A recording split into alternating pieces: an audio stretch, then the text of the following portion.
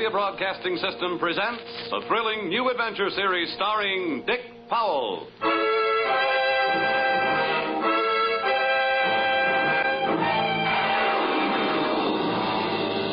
I'm an insurance investigator. My name is Johnny Dollar. What? You heard me, Johnny Dollar, and I can pad an expense account with the best of them.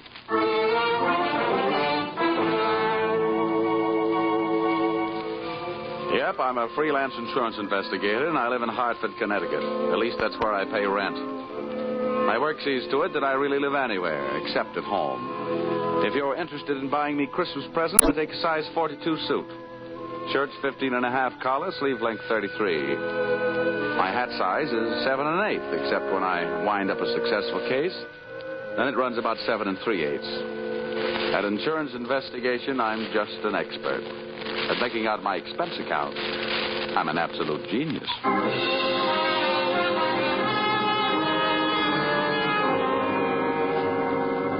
Expense account, submitted by investigator Johnny Dollar to Home Office, East Coast Underwriters, Terminal Building, Hartford, Connecticut. Attention, Austin Farnsworth, General Manager. The following is an accounting of my expenditures in the investigation of Milford Brooks III for your company. Expense account item 1. Cab fare to your office in answer to your original call, 75 cents. Tip to driver, $1. Expense account item 2. Shoe shine, 25 cents. You'll remember I got my shoes scuffed when I unsuspectingly walked into your private office. Milford! No, you must not, boy. Dollar! Get away from that window. Don't you. jump. Hey, no, you don't. Let go of me. Let go of me, you fool. No. There are better ways of making a big splash in life. Get away, you... Well, nice try, Sonny. Now pay attention to teacher. I didn't know I had it in me. Oh, goodness gracious, Dollar. Did you have to hit him so hard? I hope you haven't killed him. He isn't too strong, you know. Don't worry. There. Oh. Now, Mr. Farnsworth, would you mind telling me on whose head have I the dubious pleasure to be sitting? That, sir, is Milford Brooks III. His policy with this company is in the amount of $2 million. Wow. Yes. And the boy seems bent on committing suicide. Dollar, I want you to stop him. What do you want me to do? Threaten him with death? Anything. The conditions of his policy are such that we would be forced to meet with a claim in the event of his suicide. Oh, I say, Dollar, sitting on his head that way, aren't you in danger of smothering the boy? Smothering him doesn't worry me, but these crew haircuts don't make very comfortable cushions. I'll move down a little. Now, there. Okay. So far, I know this kid is insured for $2 million and that his policy pays off on suicide. What else? 1/2 hour ago, Milford Brooks walked into this office and changed the beneficiary in his policy. Then, sir, he proceeded to demand, not request, mind you, but demand a loan of $500,000. Quite a touch. When I explained to him that there were no provisions for a loan in his policy, he threatened suicide. Which would cost you $2 million. So all we have to do is keep him alive, huh? And he's managed to make that no small problem. His choice of a new beneficiary is downright frightening. One of the most notorious gamblers in the East. His name is Hatcher, Harold Hatcher. Ouch. Oh, do you know him? Sure. That kid's been a post office pinup boy for a lot of years. Well, that's the situation. I'm engaging you to protect Milford Brooks' future. Dollar, I want you to protect the boy. Give him something to live for. You know, an interest in life. An interest in life? Well, let's see. I know here. This should help. What's that you got there? Well, it's what's commonly referred to in the more successful of bachelor circles as my little black book. Oh. Well, now, let's see. Ruby? No. Her favorite expression is to drop dead. Bernadine? No. She'd be the new beneficiary by midnight. Oh, dear. Now, here's the one, Butter. Say, Farnsworth, would you mind passing me that phone? The one with the long cord? Oh, no. Lie still, Buster. My little friend here is showing signs of life. Here you are. Maybe you should let him breathe a bit more. Don't worry. He'll be all right. Hello. Oh, hello. I want to call New York. Yeah. Hudson, 24292. Dollar, you're not thinking of taking this boy to New York, are you? Well, I'm going there myself. You want me to keep an eye on him, don't you? Now, don't fret, Farnsworth. All is not lost. You do worry me, sitting on his chest that way. Hello? Hello, Butter? This is Johnny. Yeah, I'll be in town tonight. I want to see you. And look, here's what I want you to do. Yes, it's all right to say over the telephone. Yeah, I want you to reserve a table at the hatchery in my name for 10 o'clock tonight. Will you do that? Okay. I'll see you at your apartment in a few hours. But, honey, I can't make it any earlier. I'm sitting up on a sick friend. Okay, goodbye. I'm not sure that I agree with your methods. Huh? Ow! What's the matter? Did he hit you? Hit me? He bit me.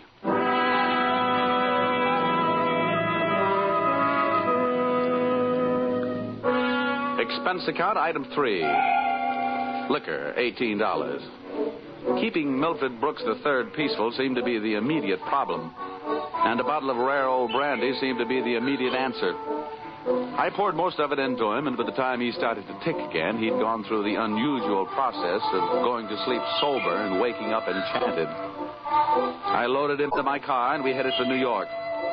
As we passed through New Haven, he opened one eye, looked up, saw the Yale Bowl, and gave 3 cheers for old Eli. Ray, Ray, Ray. Oh, old Yale would sure be proud of you. Why anybody would want to insure you for $2 million is more than I can figure. My daddy loved me very much, and my mother loved me very much. Now, that's nice. And not only that, but I love somebody very much. And not only that, but I hate somebody very much. That's interesting. You know something? Next to one other guy, I hate you more than anybody else. Oh, here, lover boy, it's the cocktail hour again. Time for your bottle.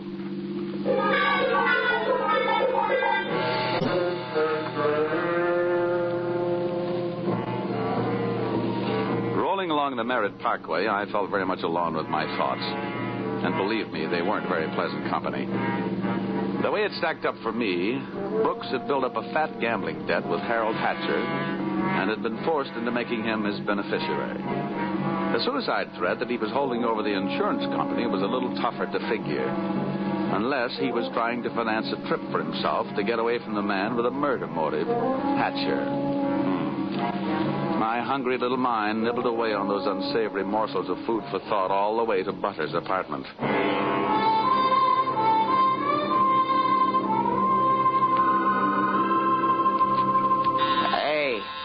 Hey, where are you taking me? I want to go to New York. If you don't behave, Buster, I'll punch your ticket. Johnny, darling, welcome to New York. Well, that's the fastest trip I ever had. Quiet. Well, where did you find this? In a box of Cracker Jack. Let us in, dear. I don't know about you. Some men bring me flowers, some bring me candy. What do you bring me? A boiled owl and a Brooks Brothers suit. Pleased to meet you. Yeah, let's trot him into the bedroom, honey. You'd look more at home in the bathtub. Let me pull down the cup. All right. Now, come on, Buster. Lie down. Charm. That kid's liquor sure can hold him. How long have you been playing nursemaid to this bottle baby? Get behind that bar, sweet, and I'll tell you all about it. Sure. Horrible examples don't seem to bother you, do they? If you knew how that guy has been bothering me. What did he do to you? Well, let's just say he put the bite on me. Oh, gosh, the river sure does look pretty tonight. Bourbon and soda? Now, please, anything but brandy. I've been sniffing that second hand all the way from Hartford. Butter, see that big boat out there? Mm-hmm. Oh, I sure would like to be on it. With you, sailing off to faraway romantic places. Get with it, darling. That's the 125th Street Ferry. Oh. Here's your drink. Come on now. Tell Butter all about it. So, friend Bourbon and I proceeded to tell her all about it. It wasn't easy. Everything about her kept flagging down my train of thought. The longer she looked at me, the less I wanted of Milford Brooks III, and the more I wanted of beautiful Butter the first, and only. She was a sympathetic listener to my story until I gave her the answer to her first and only question. And where do I fit into all this? Well, baby, I thought you understood. My job is to give this poor misguided boy something to live for. That's you. Well. Now, honey, hold everything. Don't go getting your corn all popped. You misunderstand. I really mean it. I thought if he just got a look at you and realized that things like you exist, why, you'd make any man glad to be alive. Oh, come on now, Butter. Melt a little. I wouldn't let anything happen to you. You know that. Did I hurt you? Oh, no, I'm getting used to it. People have been taking at me all day. I'm sorry. Ah, that's better. You want some more bourbon? I want some more you. Well, help yourself.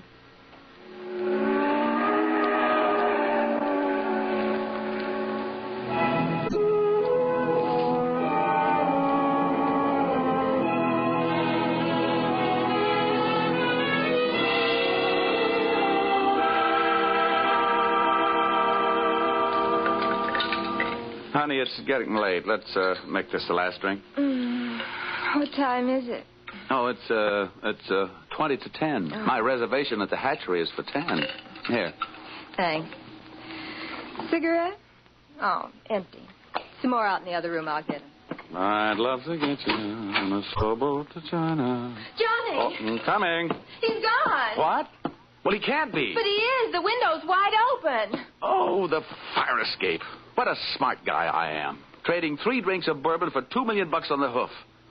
Oh, that's the biggest bar check I ever picked up.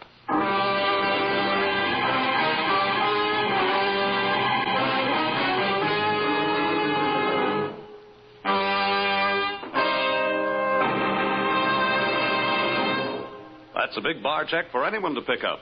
As a matter of fact, it's a bigger bar check than you've ever heard of anyone picking up before. And that should give you an idea of what to expect in the second act as you follow this new CBS series starring Dick Powell in the title role, yours truly, Johnny Dollar.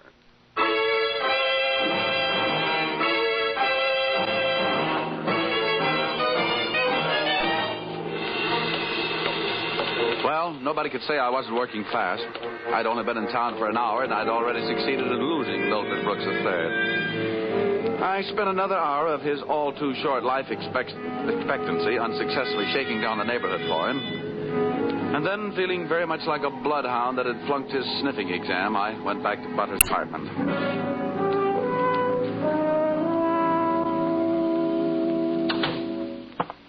No luck, Johnny. Oh, sure, plenty of luck. All bad. Is there anything I can do to help? A kiss for luck. What are you going to do? Nothing. Just a little phone call.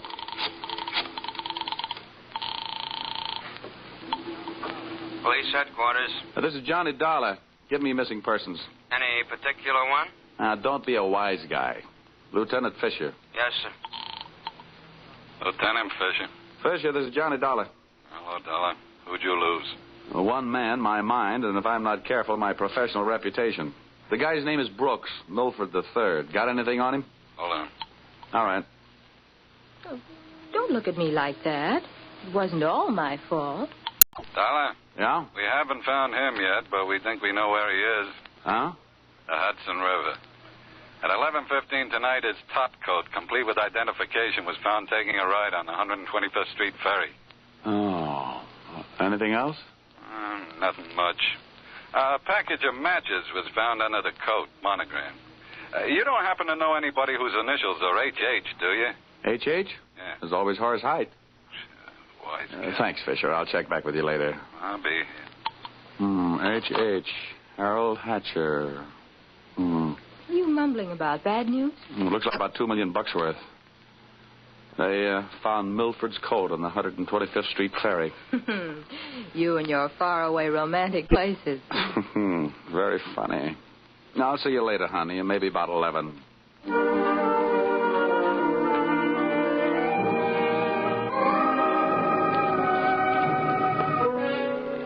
Expense account, item 4. Nightclubs.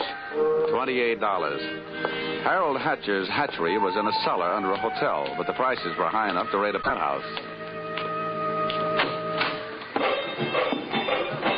The club was draped in too much satin, its lady customers in too little. The decor was French provincial, the music was Brazilian, and the food was from Dixie. The drinks looked weak and the waiters looked strong. All in all, the joint was a sight for sore eyes, for making them sore. The only pretty thing in the place was a blonde. She came strolling up to my table, her hips unconsciously sending subtle little messages back to the rumba band. She opened her mouth, slid her tongue over her lower lip, and let a few warm, soft words slide out. Looking for someone? Well, you'll do until the real thing comes along. Sit down. Thanks. I won't have a drink. I didn't ask you.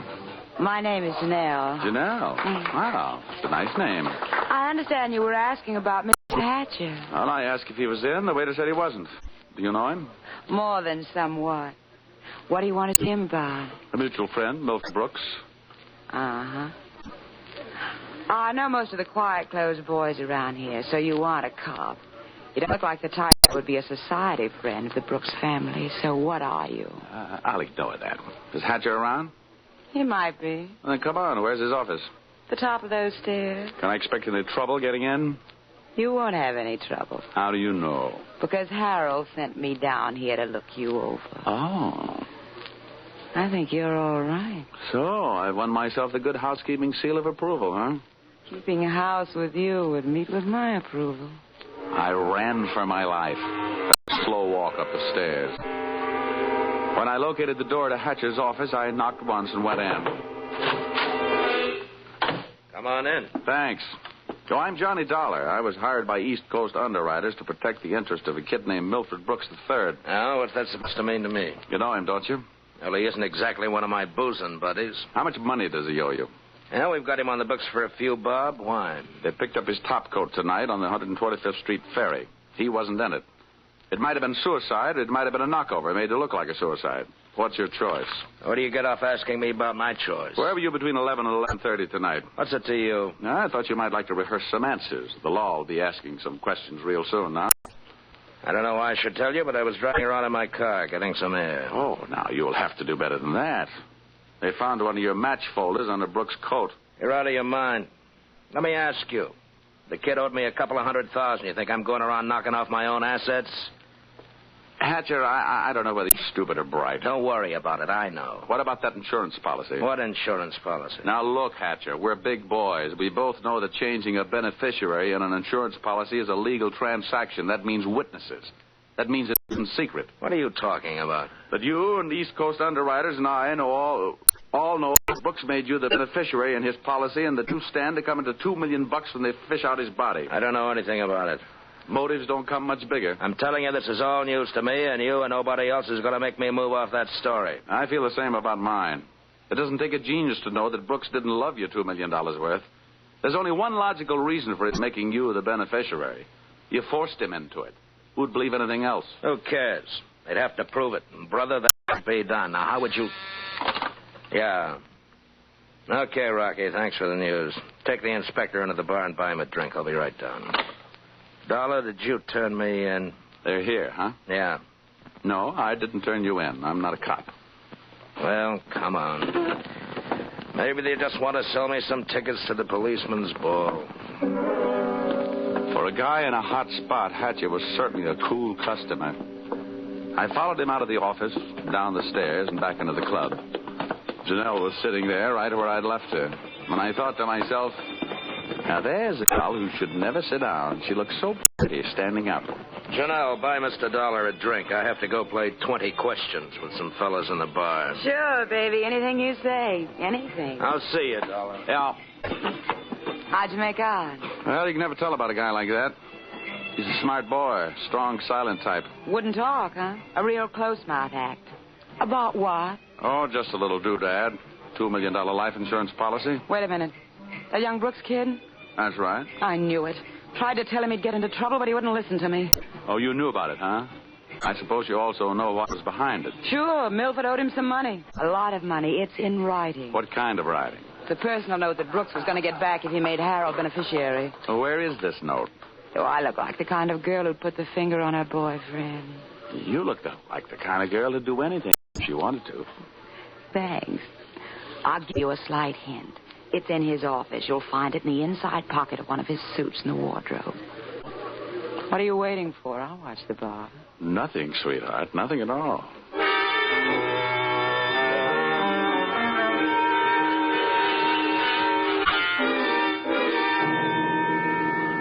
whatever her reasons, Mr. Harold Hatcher's little female playmate was trying awful hard to send him up on a murder rap. And I was going to try awful hard not to let her down.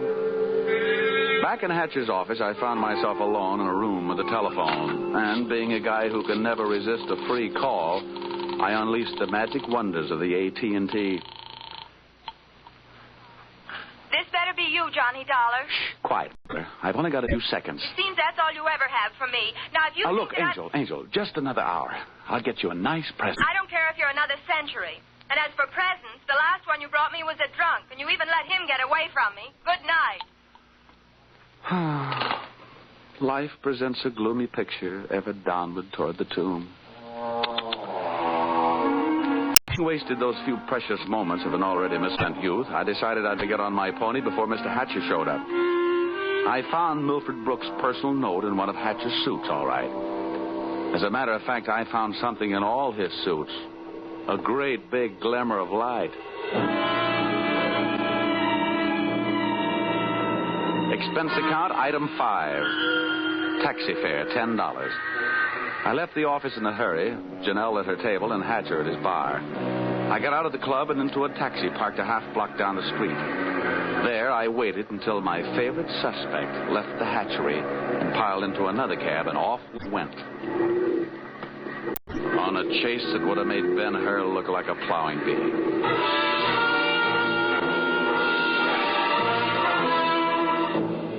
We skittered over to Lexington and headed uptown. At 72nd, the cab turned right and pulled to a stop. My driver was on his toes, and his toes were on his brake. We stopped, too, half a block behind. You want us to wait, huh? No, here you are. Keep the change. Hey, thanks.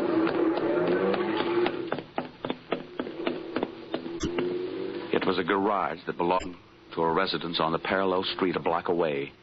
The living quarters upstairs were dark enough to look interesting. I indulged in a bit of genteel breaking and entering. Entering that old barn didn't take much breaking. I crept up the stairs. They sounded like they were left over from an old ghost story. And so did the first voice I heard when I stopped halfway up. We've got to be careful, especially about that Johnny Dollar. Are you sure he didn't follow you? That voice sounded awfully dry to be coming from a guy who supposedly had spent most of the night snoozing on the bottom of the Hudson River. It was Milford Brooks III. Get up on your feet, Brooks. Well, now, wait a minute. I started this thing slugging you, and I might as well finish it the same way. Leave him alone. Now, pull in the claws, Angel. And sit on his lap. You hard-footed. I'll kill you. Get off of me. Huh? I should have known better than to get mixed up with a low-class female like you. Why, you punk. Now, hold it. We pushed the lady around enough, Brooks. Tell me to be careful, will you? Why didn't you think of that before you let him here? Wipe your nose, little boy. Now, don't you go getting fat-headed, gorgeous. I'm only interested in one thing. Saving the insurance company $2 million. And, Buster, I think you've done it for me. Dollar, This is insurance fraud. It has been ever since you put on that fake suicide attempt. Trying to extort $500,000 out of the company. Dollar, wait a minute. Now, come on. We're leaving. You heard him, Dollar. Harold. Hatcher. He said, wait a minute. He wants to talk. Yeah, everybody wants to get in on the act. How did you get here? When the police in this town think maybe a guy's jumped off a ferry boat and nobody's seen him do it, they check the counters on the turnstiles at each end. In the case of Brooks, as many people got off that boat as got on. Well, it makes sense. They'd hardly hold the guy because somebody lost a top coat. How did you know we were here? You know me, baby. You never go any place I don't know about. Okay, Brooks, you felt like talking. Now I feel like listening. Get it up. Well, I don't know what you mean. I know what you mean, Hatcher. One, he gave you a big, fat $2 million motive for murder. And two, he did his best to make it look like you did murder him with that broken-down match cover plant on the ferry boat. It's just that simple. And you, baby? Harold, please. You put him up to it, didn't you, you cheap little muscler? Trying to get rid of me, will you? No, Harold. Now, calm down, Hatcher. You don't need any gun around here. They're tame. Well, maybe I'm not. Since so many people have gone to so much trouble to hand me a nice, easy way to make $2 million, maybe I'll just go ahead and make it. I'll show these amateurs how these things are really done. Come on, Brooks. How'd you like to go for a nice, cool, half a ferry boat ride? No, Hatcher. No. Look, it's her fault. I'll give you anything you want. You're wrong, sonny boy. You're going to give me everything. No. No. You can't. Let me out of here! Brooks bolted for the door. Hatcher snapped a shot at him. And I hit Hatcher with a do-or-die tackle from behind. The gun flew out of his hand. No, you don't. I beat him to it and swung it straight into his skull.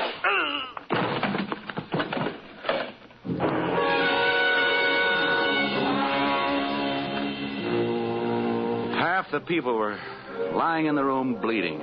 Brooks from gunshot, Hatcher from gun butt. And Janelle and I both stood there panting. But believe me, not for each other. We stood that way until the police arrived.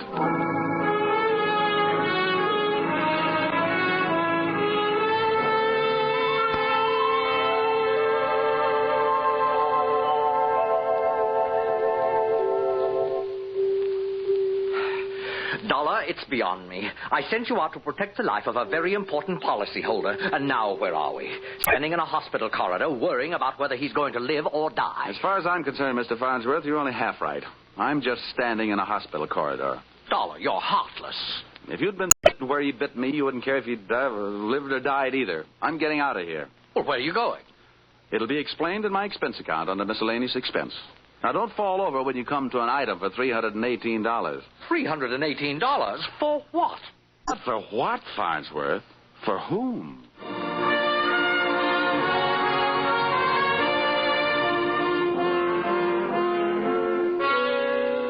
Expense account total.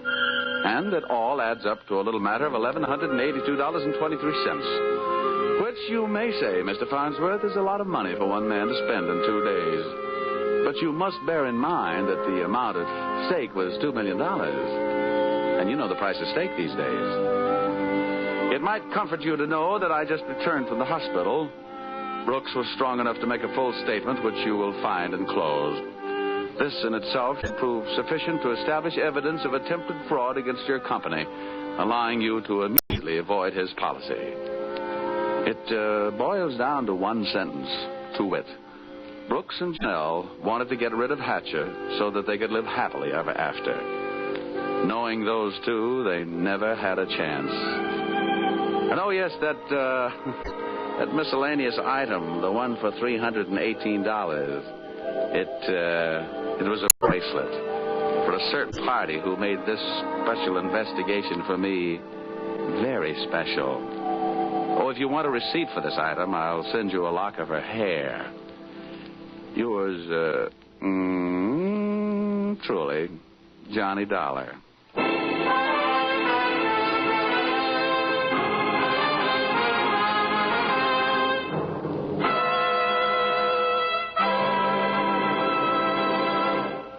So, with the final signature on his expense account, Dick Powell as Johnny Dollar has just closed the books on his first adventure in this new CBS series.